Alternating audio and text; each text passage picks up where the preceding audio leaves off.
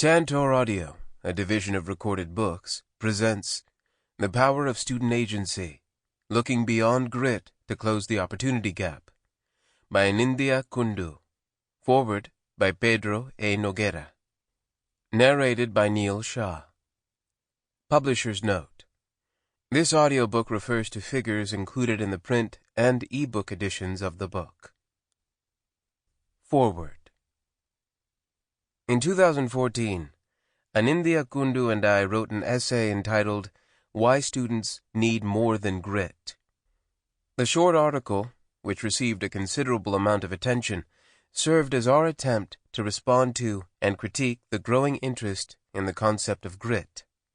In 2013, psychologist Angela Duckworth had delivered a viral TED Talk and received a MacArthur Genius Grant for introducing this topic to the world.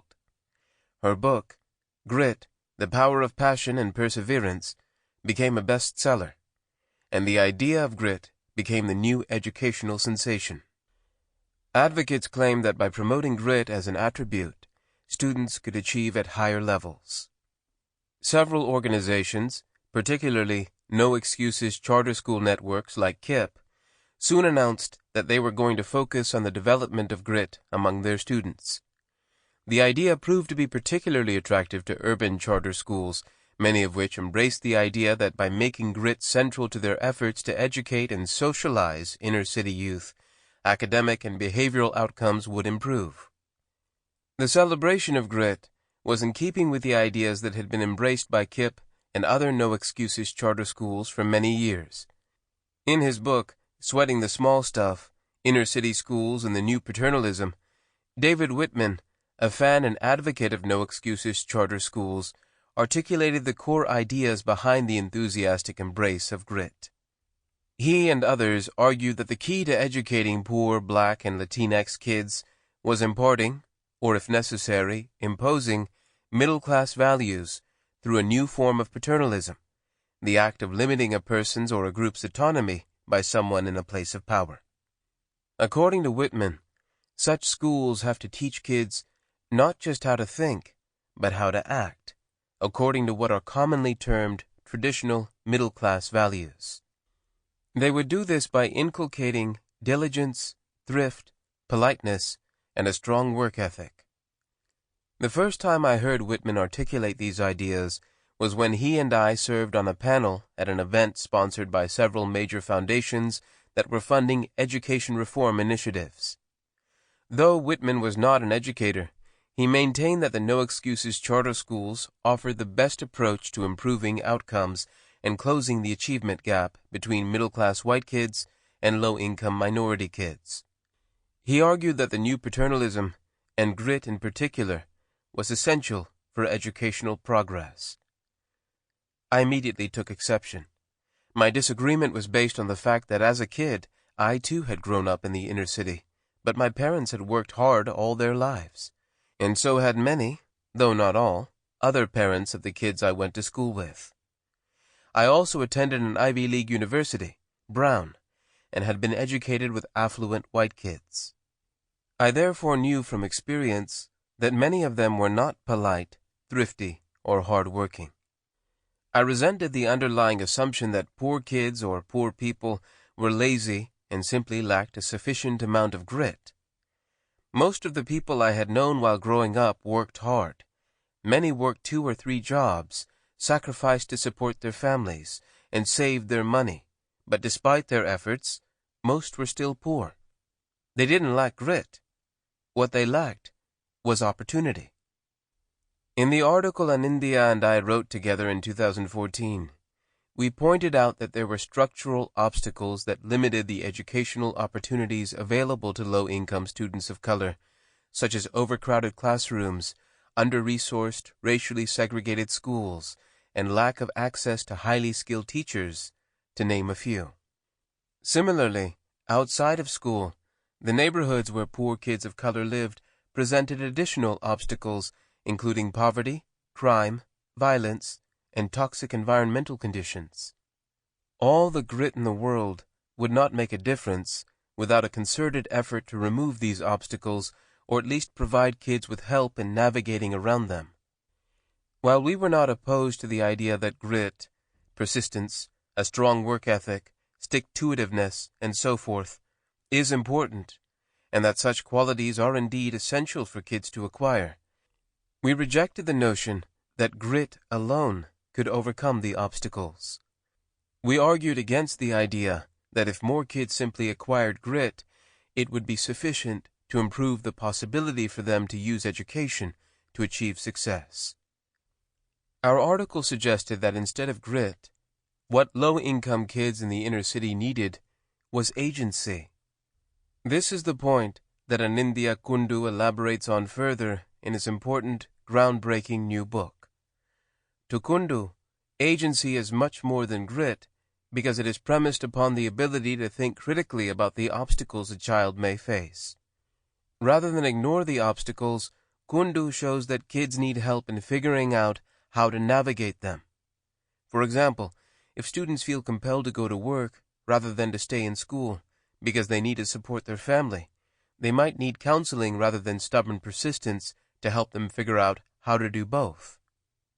Anindya Kundu shows that, unlike grit, agency is based on the recognition that sometimes young adults, like his participants Joe and Vanessa, need help. Rather than going it alone and relying strictly on individual effort and hard work, individuals with agency think critically about where and when they need help. Kundu shows how all individuals can develop social capital by acquiring mentors and utilizing social networks that provide access to critical resources such as information about how to attain certain jobs and even healthcare services. Rather than doing it on their own, those who develop agency readily seek out advice and assistance from others with knowledge, connections, and experience about college, careers, and life in general. Young people with agency recognize that they may need financial, social, and emotional support to achieve their goals, and they are not too proud to ask for it.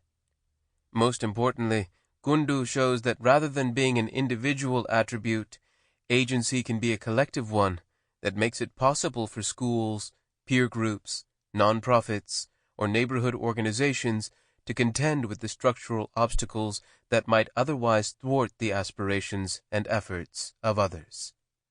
Should not promoting agency be a larger focus in education?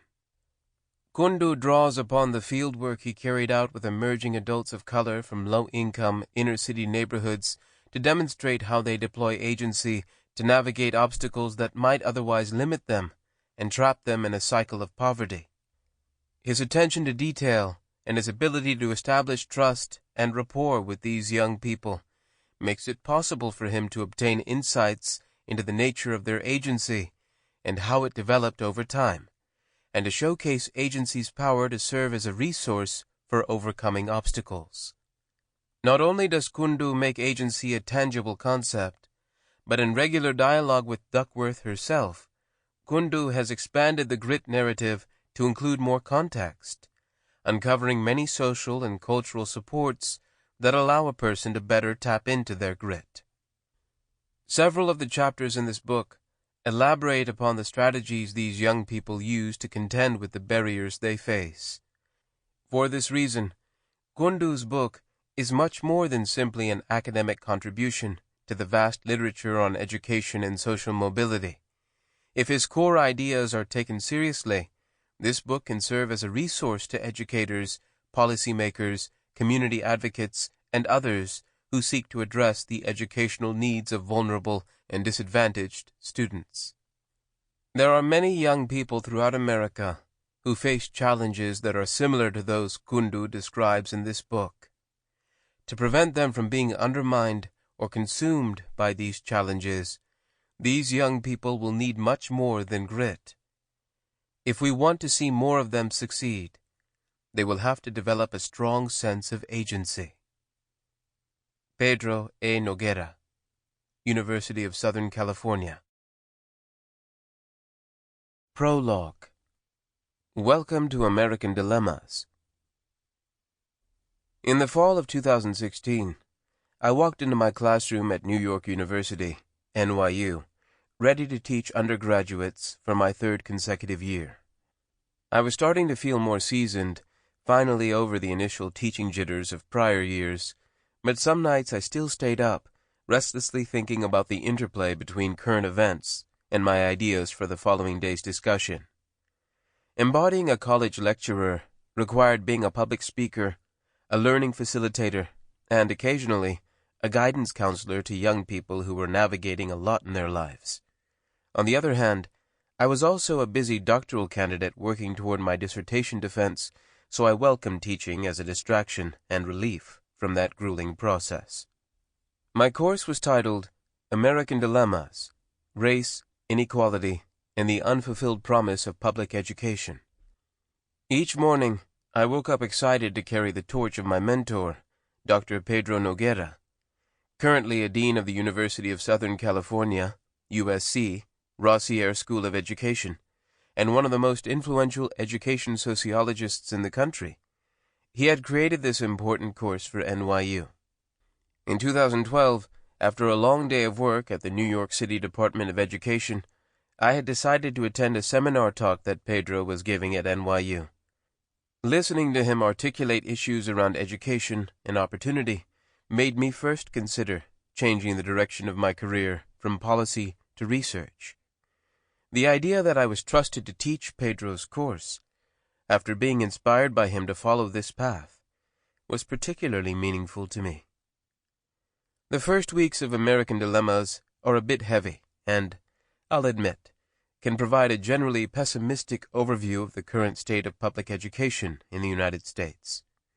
The course challenges undergrads to confront the rigidity of structural inequality and the reproductive nature of disadvantage.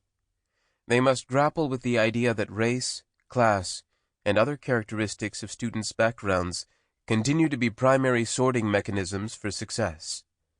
Ironically, our American public schools are the places that are meant to be the primary institutions that the public expects will uphold our strong egalitarian values, promote opportunity, and curb our rampant social inequalities, but, sadly, the institutionalization of inequality is especially true for public school contexts, even though every student is supposed to get a fair shake.